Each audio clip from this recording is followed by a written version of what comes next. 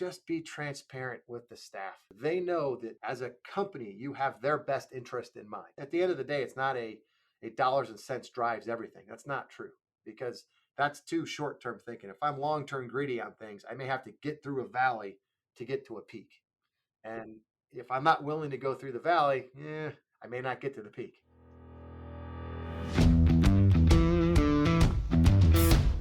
Technology is transforming how we think, how we lead, and how we win. From Intervision, this is Status Go, the show helping IT leaders move beyond the status quo, master their craft, and propel their IT vision. Before we get into our episode today, I have a favor to ask of you. If you enjoy the Status Go podcast, whether you are a frequent listener or this is your first time joining us, tell a friend. Send them a link or post on social media. Let others know about us. We appreciate it.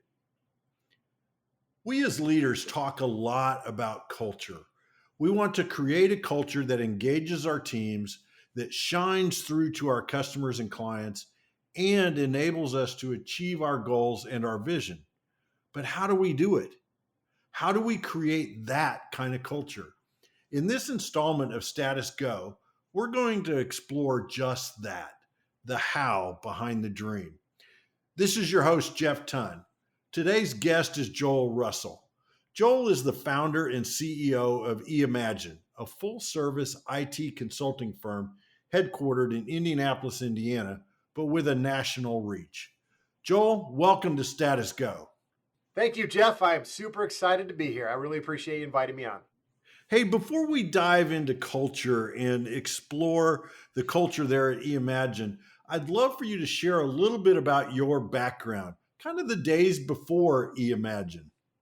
Yeah, no, I appreciate that. It's a great question. Before eimagine, I have to roll back the tape kind of far here. So I left Stanford University in 1994 and took a job out in investment banking in New York City.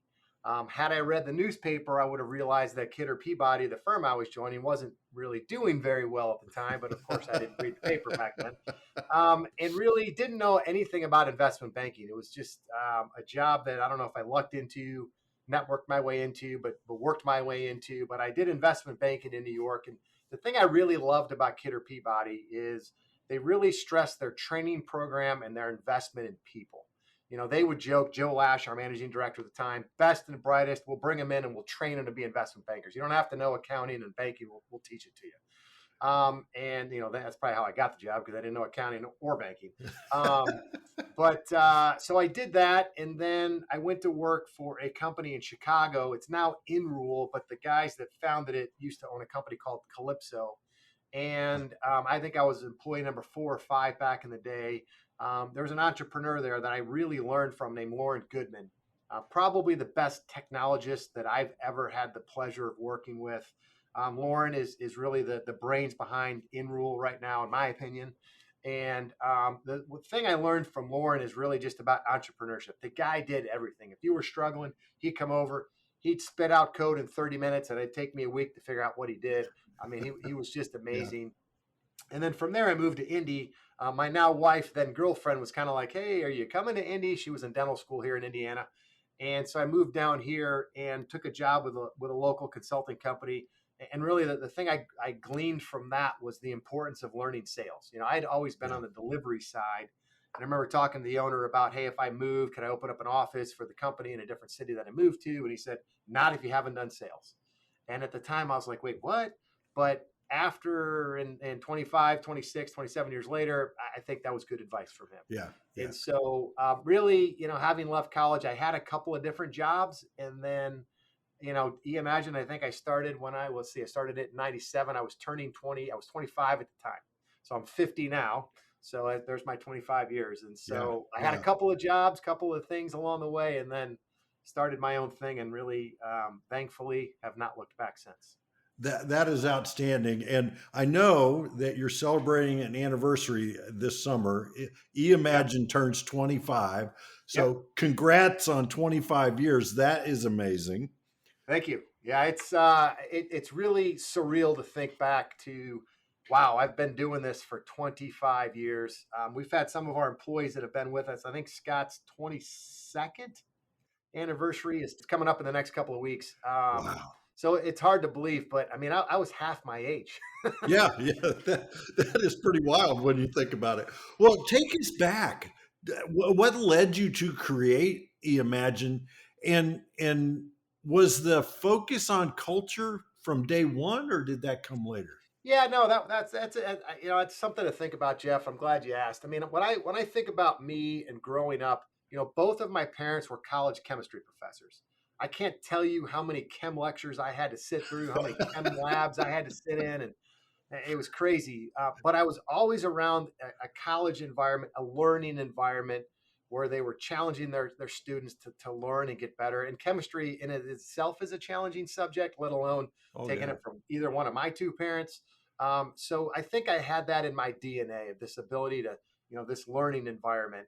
And then if you couple that, a long time ago, I used to be a good soccer player. And I say a long time ago, that was a long time ago. But, I had a pleasure of playing for some great coaches. I played at IU for 2 years for Coach Jerry Yeagley. Then I transferred and played at Stanford my last 2 years there. I played in a World Cup. So I just got blessed with being around good coaches and good teams. And so when I thought to myself, hey, I'm 24, getting ready to turn 25, I want to start my own company. What do I want to focus on? Well, to me, it was easy. I wanted to focus on something where you challenged people to get better and to learn. yeah, And then I thought, well, I like teams. So how do I create a company where I build teams of really good people? Kind of whatever we do, I don't know if it really mattered. It was how do I build a company where I'm a collector of good people? I challenge them to get better. I create an environment for them to learn. And so at the time, consulting was, I don't know if it was a fad, but at the time, consulting was kind of the thing. I remember the Dilbert commercial or the T-shirt I had something about, I'm not unemployed, I'm a consultant, right? I mean, there was yeah. consulting. And so um, I wanted to start a company that focused on people, that focused on growing people. And then that grew into our culture. Yeah. And so I don't necessarily say the primary focus was culture. I think the primary focus was creating an environment where I attract and retain really smart people that want to learn and get better. Yeah. Well, as we start this conversation into culture, I wish I could share with our listeners a picture of you the last time that we saw each other face to Yep. face. We were both attending the Mirror Awards, a Yep. black tie gala that celebrates the best in tech, and Joel was decked out in a tux, wearing tennis shoes. Yeah. Yeah. To Well, me, that they were says patent fun. leather tennis shoes, but they were nice. They were nice. They were nice shoes. They were nice Yeah. tennis shoes. But to me, that says fun and not taking things so seriously, right? Yeah, I And mean, yeah, you got yeah, to enjoy life, right? I mean, life's about, I mean, you get one of them, right? Let's have fun with it. And I just thought to myself, one, I've got really bad knees, so walking around in work shoes all day, I'm like, I'm going to throw these on, and yeah. I still thought I looked good. And if someone looked down at my feet and didn't like it, that's kind of their problem. Well, hey, you rocked it. Let me tell you. Let me tell you. I appreciate that. Well, as I mentioned at the outset, eimagine has this award-winning culture. You've been listed in best places to work for 9 years running. You were at the Mirror Awards because you were nominated for one of those awards. And so, how would you describe the culture, and how did it come to be? Yeah, no, no. So when I think about our culture, I just got off the phone with part of our engagement of new employees is after, and today was a little bit different. It was their first day. Normally it's about day 30. I've got an engagement meeting with new folks that hire or that start with Eimagine. But if we roll back a little bit further, when somebody gets hired at Eimagine, they get a video from me. Everyone checks their text. I shoot about a 1 minute video that I talk about two things or two mindsets I think you need to have at Eimagine to be really good at your job. The first one is getting outside your comfort zone and learning new things. Again, we're a Yeah, consulting company, right? You got to put more into your headspace, right? You got to keep putting more in there. And then the second one is having a willingness to fail.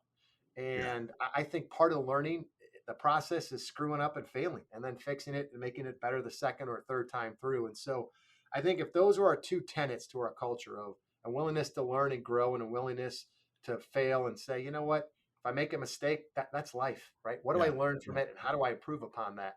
So if we those are our two tent poles, and then we're trying to say, okay, how do we handle the ups and downs, the peaks and the valleys, and whatnot? But those are two great spots to start as far as our Yeah. culture. And so when I think about our culture and I think about what we're trying to grow, it really starts with those two things.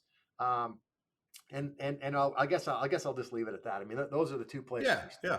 Yeah. Well, and if I remember right from our conversation a couple of weeks ago, the video that you text to the employees Yep. is a custom video for that employee. It's not some canned video that you just share, right? Yeah, no, it's, and I've shot them at airports. I've shot them on my back porch. I shot them I'm also the Cathedral Boys soccer coach, so go Irish. But I've shot them out at practice because they sneak up on you, right? Oh, Jeff's Yeah, yeah, starting today. Well, I yeah, didn't shoot his video yet, and so no, it's a custom video, and I say custom. It's a personalized message. yeah, yeah, So if you were starting with eimagine today, I would say, Jeff, I want to welcome you to eimagine. And it's the first thing I say is I welcome the employee to eimagine. I use their name intentionally, yes, and I end it a certain way, and then there's content based on who they are and the role and whatnot that I have. But it's a unique video to them. It comes to their cell phone from my cell phone. Here's my number. Welcome to eimagine. If you can embrace again these two temples of willingness to grow and learn and willingness to fail, we've got a great team around you. You're going to do great things with us if those are your two guiding north stars, so to speak. And so um, I think it's a great first thing. I don't know how it started. A couple of years ago it started, and, hmm and now I get them in waves. I mean, I shot 4 of them today, and I'm trying to get them out before people start. I've been on vacation, and so it's been a little yeah, hectic. But those are kind of the neat things that give me energy inside the business. Those are the things I like to do. Um, and so yeah, it's something that we've done the last few years, and I think all of our employees but one have always responded. We had one employee, and I won't say who it is, but she did not respond. So then I thought, well, crap, did I send it to the wrong person? yeah, yeah, So yeah, yeah. I had to follow up, in a nice way of, hey, did you get that text I sent you? Kind of deal. But it's something that we've done, and I don't know if it's unique, but it's unique to us. Yeah, And so it's kind of the I think it's a great idea, and I'm thinking maybe that young lady that received that text was thinking like, "Who's Joel Russell?" Well, I'd be honest, I don't know how many texts the person gets. Yeah, I don't know. Yeah, exactly. And then Joel, who? Right? Yeah, So yeah, yeah. Well, also a part of your culture is you really strive for high employee engagement. What are some of the things that you all do together to build that engagement? I know you're involved in civic projects. Talk to us a little bit about those types of things that you get involved with.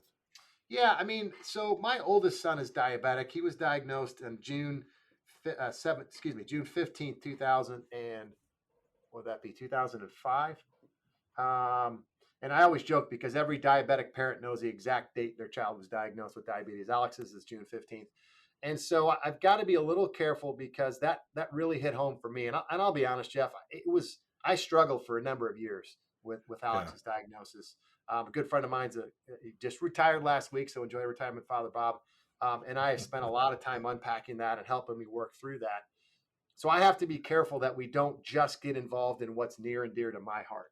But yeah, the thing that it really taught me, if I think outside of Alex and outside of the impact it has on our family and how we change things, is everyone else has their own thing, right? Yours might hmm be breast cancer, your son might be autistic, your daughter may have this, your wife may be your mom. And so what hit home to me is, we have a concept that he imagined called an IC3. And IC3 is an acronym for individual, then company, then client, and then community. And right, really, our focus is we start in that inner circle of that individual. I'm creating a better version of Jeff inside of that circle. Then you yeah, expand the core, you expand the inside, which then bubbles out to the company, which all of a sudden now eimagine is now bigger and better. And then that impacts our customers. We're creating greater value. We can impact more customers. And then that final piece that I think too often gets missed is what's that impact on the community. We all yeah. have to leave the world a little bit better than we found it, or at least I think we all should Should, leave the world yeah, a little bit better than we found it. And so for us, what are we doing to impact that community and making it a little bit better outside of what we call home at work. And now the wrinkle there is with COVID and our ability to hire across the country now, our communities have gotten bigger. And so Yes. how are we still making a positive impact in more places? We're less concentrated than we were. But I still believe at the end of the day, I can remember I would literally go into business meetings, even sales calls. When Alex was first diagnosed, the place that I took him to would not give him any shots. And so I had to go 2 to 4 times a day based on his blood sugar. And I would always say, if my phone rings and it's this number, I will pick up. Hmm. And no one ever said, "Oh, Joel, this, that's not important." But it just, you remember that those things come before work. Like Yeah. Yeah. that's what moves the needle in people's lives, right?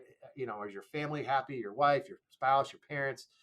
And so to me, it's just a reminder. And I actually keep a picture of Alex on my desk of his diagnosis of, it's not just about work. Yeah. It's what are we Yeah. doing to make that picture not be there anymore, right? Yeah. Yeah.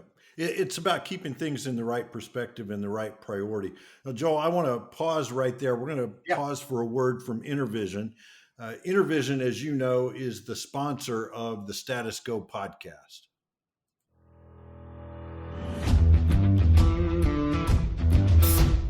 Unlock the power of more with Intervision Systems. We provide the cutting-edge technology and expert guidance you need to take your business to the next level. Don't settle for less. Choose Intervision Systems and discover what's possible. Contact us now to learn more. And if you do want to learn more, visit intervision.com. There's lots of resources there for you to dig into and learn more about the services that Intervision offers. Today, we're talking with Joel Russell. Joel is the founder of eimagine, and we're focusing on culture. We all want that positive culture, that engaging culture. And eimagine has won awards for their culture. And so we're talking about the how behind that. And Joel, what I want to do right now is shift just a little bit. We've been talking about the culture and what it's like. How does that drive value for your customers? How does the Yeah, culture translate? that's a great question that really gets asked quite a bit of. To the customer, who cares? At the end of the day, are you driving value for me and what your product or service is? And my response to that is, I think that really good people, again, if we're a collection of good people at eimagine, good people want challenges in life. They want the hard question. They want the hard problem. They don't want to show up at work and have the big red easy button, hit the Yeah, button, mail in their 8 hours or 10 hours or whatever it is and go home. They want challenges. They want juicy things that they can dive into and create value for customers. And so if we can create an environment where, again, our people have that ability to, I'm learning new things and I have a willingness to fail. And I put a group of those together on a project team, for example, and we mhm, give them a challenge. There's something at the state that needs fixed. It's broken. Here's the impact we could have of how many thousands of Hoosiers if we make this system better. yeah, That's the challenge. Smart people want challenges. And so you put them together, and all of a sudden now they start going after it and they start getting excited and they start making a change. And out, they screwed that up and they come back and they fix it and they make it better. I think that's where you start to see the merging or the Venn diagram of where culture and where client value intersect. yeah, And for me, it's putting those people together. It's saying, here's some process. So now that we've done all these things, what process and metrics are we going to measure to then give back to the customer to talk about the value that we've been creating? Because at the end of the day, software projects take a while. And a while may be 3 months, it may be 2 years from yeah, start yeah, to finish. And if it's, let's say in the 2 year example, I can't tell a customer, Jeff, trust me, 2 years from today, you're going to love me. But don't worry, if you don't, you might get fired. No, I have to show value along the way. the way, And yeah. so, again, with process and metrics that we can give back to the customer about that, you put those good people with that engaging culture together, you challenge them with that, and then you back away and say, let magic happen. Yeah, I yeah. think that's that intersection. Well, and I love how your acronym, your IC3, really builds. You know, it starts with the individual, goes to the company. We're just talking now about the value that you drive for your client, and as you do that, you're driving value in the community in the Correct. broader sense at the same time. Yep. You know, we've painted this big rosy picture of eimagine for 25 years, Yep. but my guess is there's you even mentioned the peaks and valleys Sure. Yeah. that you've been through, some maybe some tough times. What are some of those inflection points, and how were you able to fall back on your culture to get through those? Yeah, I mean, I think every business goes through what we call inflection points. As a company that moved from a staffing business, we evolved into a project-based, delivery business. Projects are different in how you build a customer. And a lot of times you can't build a customer until there's a project milestone, until you deliver Hmm. something, right? The customer's just not going to pay you along the way. They want to see, I'm building a fence. Did you put the foundation in? Okay, I'll pay you for the foundation, right? Yeah, yeah. And so the challenge there is, well, employees want that paycheck every 2 weeks, right? And so, Yeah, doggone yeah, it. come on, guys. But the beauty of that is, so as you grow, you're like, oh, we won this big project. The first thing I'm thinking of is, can we fund that from a cash flow perspective? Great that we won the project. Great that we can drive value to a state agency, a commercial account, a federal account, whatever it might be.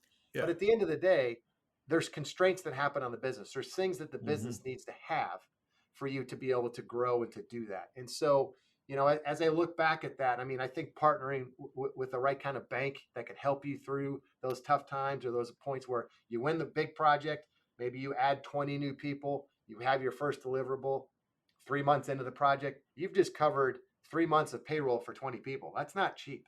Yeah, And yeah, so, having the right partners, looking at your business and looking at it very objectively, not just, I'm 5'9". I am not a tall person. I could say, well, I'm taller than my kids, therefore I'm tall. No, like let's look at how you're doing business wise, very objectively, yeah, almost negatively, really, to say if this could go wrong, what would we do? And yeah, how do we plan for those things? And then when it does go wrong, hey, we've seen this once. Now let's see it a second time yeah, and be better at it. And so, I think part of the culture part is if we're growing and learning and failing, well, then sometimes the business fails too. yeah. And the idea there is just be transparent with the staff, with your Hmm. employees, right? I think too often if you hide bad news from people, or if you withhold information and then later, well, we really didn't do well there, and therefore it impacted this. You're just upfront about stuff and really transparent with how well we're doing. We really try and do that with some of our metrics, and Hmm. we have a quarterly all hands meeting where we walk through a lot of different things of the health of the business, the good, the bad, the ugly. Um, I think that's where you can rely on your culture. They know that you, as a company, you have their best interest in mind, not Yeah, just the company's bottom line. And we've made a lot of choices, maybe not a lot, but we've made some significant choices over the years that negatively impacted the company's health to support our employees, because at the time it was the right call, yeah, right? This at the end of the day, it's not a dollars and cents drives everything. That's not true, because that's too short term thinking. If I'm long term greedy on things, I may have to get through a valley to get to a peak, yeah, and if I'm not willing to go through the valley, I may not get to the peak. yeah. Well, and yes, you talked about how you can fall back on your culture during that time, but that transparency actually is part of your culture, Correct. right? Yep. I mean, that builds that, right? You get people, you become transparent with your team. All of a sudden, not all of a sudden, but over time, they're willing to go the extra mile for you because Yep. you've been straightforward with them.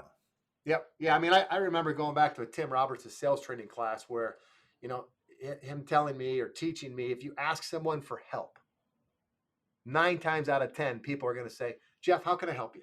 Yeah, Right. yeah, And so, I talk about being collaborative, being transparent, having a shared vision. We do that with our employees. If we can do that, as we're building our culture and doing our tent poles, but having those collaboration, transparency, and shared vision, they're on board. They know where we're going. They know risks that we're doing. Do they know all of our risks? No, you don't have to go through every little detail, but be collaborative with them. Share the news, the good, the bad, the ugly, right? yeah, And then, but here's where we're going. Here's what's going to happen when we get there. This is what it's going to look like, feel like, be like as a company. I think those are the times that as we've had valleys, and we've had valleys in the 25 years. Like Oh yeah. we've had some dark times, right? Yeah. Yeah. But I think that's where it really showed the importance of having culture. When everything's great and the money's flowing in, it's easy to say, "Ah, Jeff wants this. Throw Yeah. Jeff some money. Let's do it." Right? Yeah. That's easy. But Hmm. it's when it's not there. How do you divvy that up? And how do you Right. get it? How do I ask you to come into work knowing I'm not going to pay you anymore, but I really need a lot more out of Out you of you. to Yeah. get here? How does that work? Yeah. Yeah. Well, you end up with this culture that everybody is pitching in for the team, right? And some of that comes from that transparency as we were Yep. talking. One of the things I love about doing this podcast, Joel, is themes kind of emerge during some of these conversations. And one of them that has risen over the last, I'd say over the last month or so, is EOS, the Mhm. Entrepreneurial Operating System. Yep. It's come up several times, and I'm a big fan of Gino Wickman's work, his book Traction, and Rocket Fuel, and some of the other ones. So, how did you discover EOS, and how has that shaped eimagine? Yeah, no, I think you're right. And EOS, I believe, has been purchased by Firefly Group, which is here Yes, locally here in yeah, Indianapolis. yeah, And that's so correct. Yeah, I yeah. think from a Thanks for local calling that perspective, out. yep, I think from a local perspective, we're hearing and seeing it more. Brian Brenner, who was the owner of First Person Advisors, I think it's now NFP, and then Steve Walker at Walker Information. I was in a Hmm. group with Brian. I knew Steve just from a networking or a relationship. I was introduced to Steve. Both of them were planting seeds in my head about, hey, there's a thing in Chicago called strategic coach. And I think Imagine and you are at the point where maybe you might want to consider coach. And I fought it for a little bit, and I ended up doing it a little bit after both of them recommended it to me. And then almost the first or second quarterly session at Coach, everyone's like, "Hey, so all right, raise your hand if you're on EOS. Raise your hand." And I was And one you're of like, the what's like, that? "Yeah, EOS? You mean DOS? Is that what we're talking about? That's old." But so and Gino, I believe, was an early customer or client of Strategic Coach and Dan Sullivan, and came out of being coached by them, so to speak, and then started up obviously EOS and wrote Traction and has done very well. And so, that's how I was kind of exposed to it. Yeah, The other thing I've learned through 25 years is rarely ever if I had a problem that somebody else hasn't dealt with. yeah, Right? I mean, yeah. I am not the first one to land my foot on Mars to say, wow, this is cool. No one else has done this. Well, I guess I'll be the first one in the room. And so find good people that you can network with. And I was Mhm. blessed to work with Brian for a long time and know him. And then Steve, only a couple of times, actually, I spent some time with Steve, but both of them put me indirectly onto EOS. Um, and for us, I think what it's done, and it's one of those where I started to imagine they talk about it, Coach, the four freedoms, but to get freedom from things. I don't like constraints. I like to innovate. I like my personal freedom. My wife jokes I'm a rule breaker, not a rule follower. Like just you tell it left, he's going to go right just to spite you. Uh-huh. But one of the things I've realized is, despite having, I think, a good culture and all these things that we talked about, you have to have process in how you do what you do. And I'm not a process person per se, right? That's not my unique ability. Yeah. And so by implementing EOS, it's given the company and me a process for how to run the business. It's a process to how to set goals. It's a process to say, over the next 90 days, we're going to have a rock that's going Hmm. to transform the business in this way. Yeah. All right, we got 90 days to work it. Did it work? Do we get the results we wanted? If we did, great. If we didn't, why not? What's the next rock? And so Yeah. it gives you a pattern of communication. It gives you a pattern of metrics or suggested metrics to look at, but it's really a way to run your business. So it's not all up in my head, because that's one of the scariest places for anyone to be, including me. But it's more of a way to run your business. And then it's easy to share it. There's books out there, there's classes out there. Everyone in our company can pull it up and say, oh, what's a rock? What's a metric? What tool Yeah. are we going to be on? And Yeah. it makes, from a communication perspective, the other thing I've really learned is, if people don't know where they're going, they're nervous. They get Right. scared to not. I'm working for this company. I don't know what our growth plan is. I don't know what we want to be in 5 years. Like, That doesn't work in today's world, right? No. Not only do they want to know where you're going, they also want to say, well, how are we making our community better? How are you growing me as an individual? Where can I go in my there's lots of things that you need to do. Yeah. And EOS takes a lot of that away, or gives a lot of that to the employees by giving them a framework. This is how we're going to run our business. This is how we're Yeah. going to communicate. Here's the cadence of our communication. It just takes a lot of those things and simplifies it. Yeah. It makes Yeah. it easy. Well, So and for our, big, no, big proponent. I think that's great, and man, several things that jumped out at me from that story is, first of all, having mentors like Brian and Steve. Yep. I think is fantastic for anybody, whether you're a business owner or whether you're an individual contributor within a business. Having mentors and coaches is vitally important. And for our listeners, if you're not familiar with EOS, a rock simplified it without going into the story is a quarterly goal. Yep. And you set those at the company level, and then you cascade them through the company. Now, Joel, you remember from our prep meeting, I warned Yep. you that we are all about action here on Status Go. So what are one or two things our listeners should go do tomorrow because they listened to our conversation today? Well, I would say this. Lee Brower was my first coach, a strategic coach, and he was a huge advocate of getting in motion. Be in motion. And if I think about what would be one thing I would want for the listeners to take away and to steal from Nike, go for it. You get one life. You live with all your good decisions. Unfortunately, you got to live with all your bad decisions too, but you still only get one life. And if anything, the last 2 to 3 years in this global pandemic has taught us, take it by the reins and go for it. I would say that there's no reason to look back at your life and regret something that, I wish I would have done this. I wish I would have started that company. I wish I would have quit my job and done this, or applied for that promotion that I didn't.